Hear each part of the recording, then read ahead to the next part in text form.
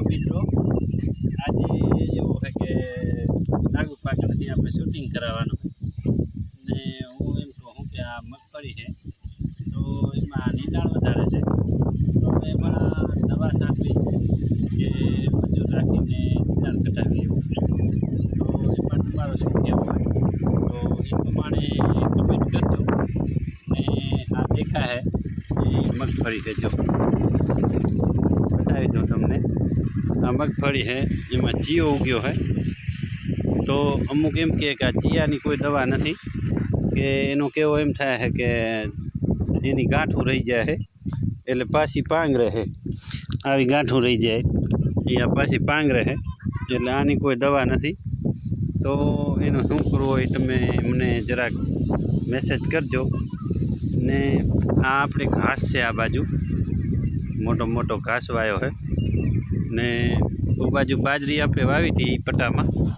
પણ બાજરીમાં કાંઈ દમ દેખાતો નથી એટલે મેં એંડા ચોપી નાખ્યા મંગલમ 55 ચોપી નાખ્યા અવની 11 ચોપી નાખ્યા ને આમાં એકવાર તો નીના કાઢી નાખ્યો એટલે હવે લાંબો નથી દેખાતો પણ જમીન ટાકર થઈ ગઈ એટલે હવે નક્કી નથી થતો કે નીંદાણ કાઢવું કે રાખવું કે શું કરવું એમ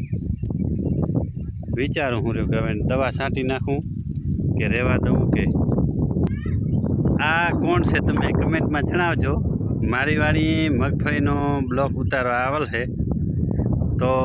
તમે એમાં સાથ સહકાર આપીને મને નામ જણાવજો કમેન્ટમાં એટલે મને ખબર પડે કે આ કોણ છે જો એના હાથમાં પણ મોબાઈલ છે એને અપલોડ થાય છે આજ હું નહીં બતાડવા જાઉં કારણ કે મેં એકવાર એમને બતાડ્યો તેમાં મારી લાઈવ આખી તૂટી ગઈ છે એટલે હું આજ બતાડવા નહીં જાઉં ફોન પણ એ બ્લોક કરવા આવેલ છે અહીંયા બહુ પણ એમના આંબા છે જો નાગુ પાસે તમને કમેન્ટમાં નામ ના આવડે તો એ એમના આંબા છે જો ઓલો સામે ચનુભાની વાડી છે જો